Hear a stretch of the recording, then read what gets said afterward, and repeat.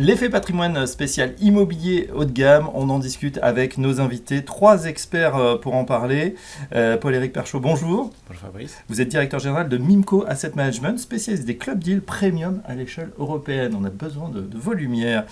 À côté de moi, Alexandre Tsouli. Bonjour Alexandre. Bonjour Fabrice. Associé chez Letus Private Office, avec une approche fine de l'immobilier comme outil de stratégie patrimoniale globale. Bienvenue à vous. Merci. Et puis enfin, Benjamin Durand. Bonjour Benjamin. Bonjour Fabrice. Vous êtes managing partner du Multi-Family Office B Durand Capital Partners, donc fonds Multi-Family Office éponyme, qui accompagne des familles fortunées dans l'allocation et la structuration immobilière. Bienvenue à vous également. Messieurs, pour démarrer et poser le sujet, c'est vrai qu'on a l'impression qu'on a un regain d'intérêt, sinon pour la pierre, pour les actifs tangibles. Pierre-Éric. Paul-Éric, pardon. Alors moi je pense que l'immobilier a toujours attiré, que ce soit en période de crise ou en période plus compliquée ou plus favorable. Mais c'est vrai qu'aujourd'hui on a constaté une baisse des prix et une raréfaction des liquidités. Donc c'est vrai que pour les personnes et les patrimoines qui ont des liquidités disponibles, il y a une fenêtre de tir pour investir qui est intéressante. Et je trouve aussi qu'on a de plus en plus de solutions qui sont proposées, notamment via des clubs deals, pour avoir un accès facilité à des opérations de qualité, à condition bien sûr d'être bien accompagné et bien conseillé. Oui, on va voir justement ce que sont ces clubs deals, comment ils fonctionnent dans un instant. Mais déjà, est-ce que c'est une vraie tendance de fond ou est-ce que c'est finalement un simple refuge en période, je le disais, d'instabilité en ce moment ? C'est vrai que la classe d'actifs immobiliers a toujours marqué par sa résilience, malgré les cycles économiques. Néanmoins, c'est une classe d'actifs qu'on trouve et qu'on retrouve chez les plus fortunés, avec, c'est sûr, dans ces moments de forte volatilité, une préférence pour l'immobilier haut de gamme qui a continué de grimper malgré la crise des derniers mois. Oui, Benjamin Durand, on se dit que ces fortunes, ces grandes fortunes, ou ces patrimoines plutôt élevés, peut-être des ventes eux-mêmes de leur société, ils ont déjà de l'immobilier, on a peut-être déjà sa résidence principale, une ou plusieurs résidences secondaires. Pourquoi faire encore de l'immobilier ? Oui, tout à fait. Il y a plusieurs catégories dans l'immobilier. Il y a l'immobilier résidentiel, effectivement, de jouissance, donc résidence principale, secondaire. Et puis, une fois qu'on a ça, un entrepreneur qui cède son entreprise a envie bien sûr de faire des placements financiers, mais également de renforcer le pôle immobilier pour avoir une diversification, une sécurisation suffisante.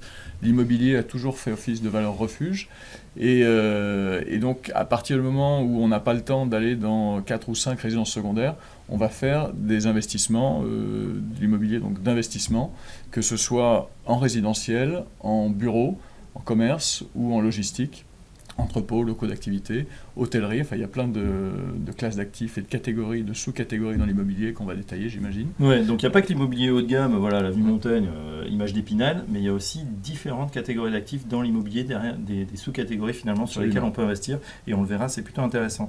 Paul-Éric, justement avec vous, chez Mimco, vous intéressez, vous proposez des clubs deals très ciblés en France et en Europe. Est-ce que vous pouvez nous parler de ces opérations qui sont plébiscitées peut-être aujourd'hui par votre clientèle ? Oui, alors ce que plébiscitent nos clients, c'est d'abord une diversification.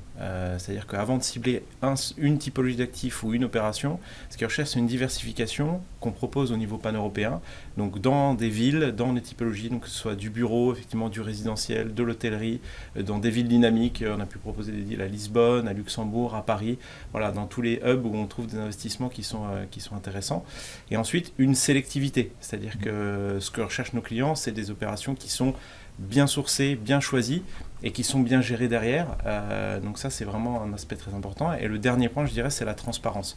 Je pense qu'aujourd'hui, on est dans un monde où sur les clubs deals, les gens veulent connaître exactement les structures de fees, le BP, qu'est-ce qui va être investi, le montant des capex qui va être investi, quelle est la maturité, comment on va sortir. Ils ont besoin d'avoir une traçabilité, une lisibilité des opérations plus grande que ce qu'ils ont pu avoir par le passé.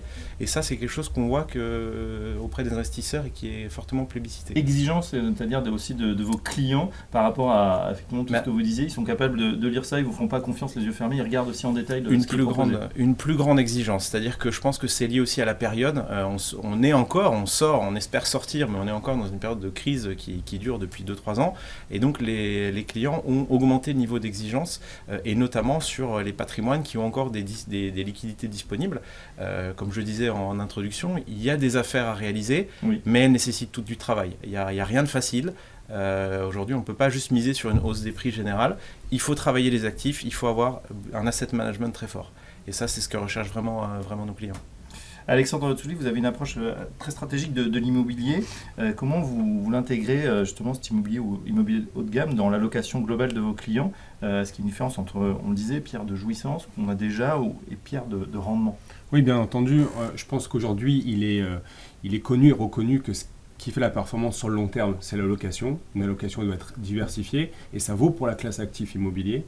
Donc, on prépare avec nos clients une feuille de route, on définit combien on va dédié à cette classe d'actifs et ensuite on regarde comment on la travaille parce que effectivement l'immobilier de jouissance, un entrepreneur qui vient de faire son premier événement de liquidité, il veut se faire plaisir, acheter sa résidence principale, sa résidence secondaire, mais pour diverses raisons c'est souvent des opérations qui se font avec du financement. On a des contraintes fiscales en France, l'impôt sur la fortune immobilière, etc., qui poussent les clients à financer ces acquisitions. Et nous, on regarde la partie immobilier en net. C'est-à-dire qu'on regarde combien de cash ils vont apporter à cette classe d'actifs. Donc en réalité, l'immobilier de jouissance, ce n'est pas ce qui va nous mobiliser le plus en termes d'apport en equity.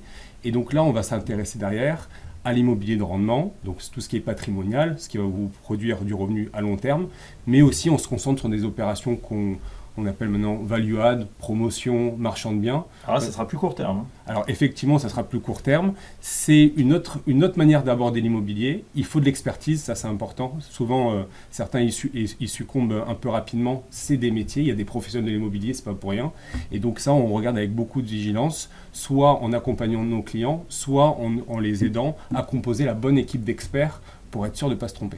D'accord. Benjamin Durand, de votre côté, vous structurez différents niveaux de club deal, vous accompagnez aussi des achats directs.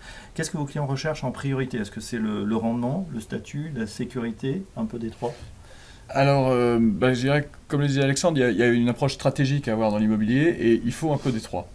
Chacune de ces briques a un objectif patrimonial différent. Il y en a où on cherche la sécurité, donc on va chercher un emplacement très prime, très sécurisé, parce qu'on doit déposer l'argent finalement dans la pierre, et c'est avant tout ça qui sera la résilience du patrimoine sur le long terme et qui passera les crises.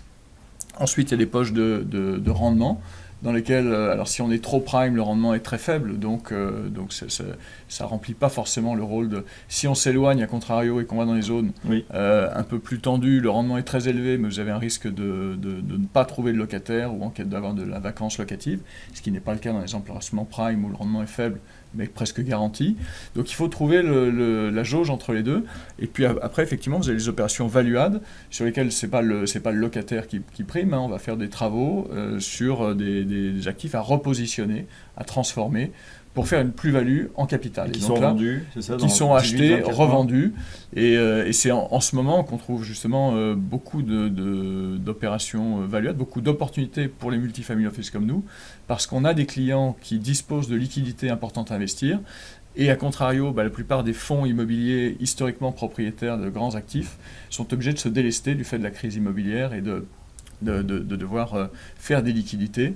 Et donc c'est là que l'offre et la demande se rencontrent et qu'on peut saisir des opportunités intéressantes. D'accord, j'ai l'impression qu'on entend c'est le moment d'investir comme souvent. En tout cas, c'est vrai que la crise provoque évidemment des opportunités. Un dernier mot, c'est sur le rôle du conseil. Vous êtes tous conseil pour vos clients. On a l'impression que c'est un rôle critique essentiel pour, je dirais, trier le bon grain de livret.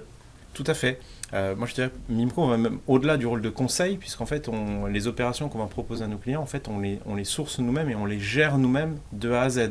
Donc, ce qui a été décrit effectivement sur des opérations value-add marchand de biens, il y a tout un travail d'asset management qui peut prendre 2, 3, 4 ans, de reconfiguration d'actifs, de transformation d'actifs. Et en fait, ce travail, on le fait jusqu'au bout et c'est la clé pour aller chercher justement cette création de valeur. Alexandre? Oui, effectivement, on est toujours le premier appel pour nos clients. Quand ils regardent une opération, ils vont nous appeler, ils vont nécessiter un second avis, mais ils font aussi appel à notre réseau, qui peut être à la fois les experts qu'on a autour de nous, soit les experts techniques comme des AMO, des assistants de maître d'ouvrage, des architectes, mais aussi tout le panel d'avocats. Et derrière, ils vont nous demander de les aider à exécuter. On a accompagné l'un de nos clients sur l'ouverture d'un hôtel 5 étoiles en plein centre de Paris l'année dernière.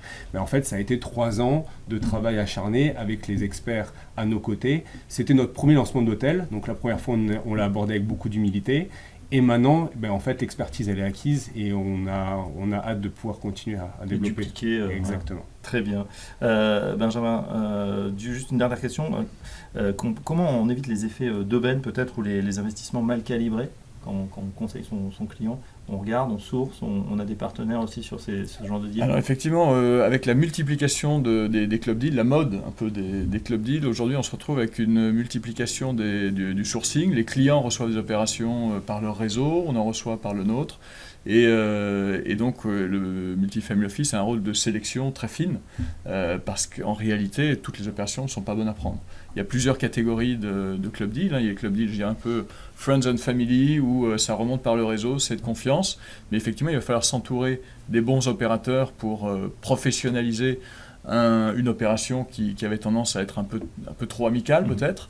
Ensuite, vous avez des club deals, je dirais, de distribution faites par des sociétés de gestion un peu intermédiaires. Donc là, il y a un AMO, il y a un opérateur sérieux et on peut rassembler un petit nombre de clients. Et puis après, il y a les club deals institutionnels, je dirais, sur des plus grosses tailles, sur des repositionnements d'immeubles ou de tours complètes, où là, ce sont des asset managers professionnels, français ou internationaux, institutionnels, et on peut y greffer quelques clients privés sur des tickets plus importants généralement, où là on est sur un niveau d'exigence très professionnel avec effectivement des années et des années de travaux. Donc ça demande un grand professionnalisme qu'on doit sélectionner nous en tant que multifamily office. On le voit, il y en a donc pour tous les goûts, pour toutes les bourses, hein, si importantes soient-elles. Alors justement, dans un instant, dans le débat, on va s'intéresser justement au dessous de ces club deals. Hein. Est-ce qu'il y a des pièges à éviter, des choses à savoir quand on investit? On en parle tout de suite dans le débat avec nos experts.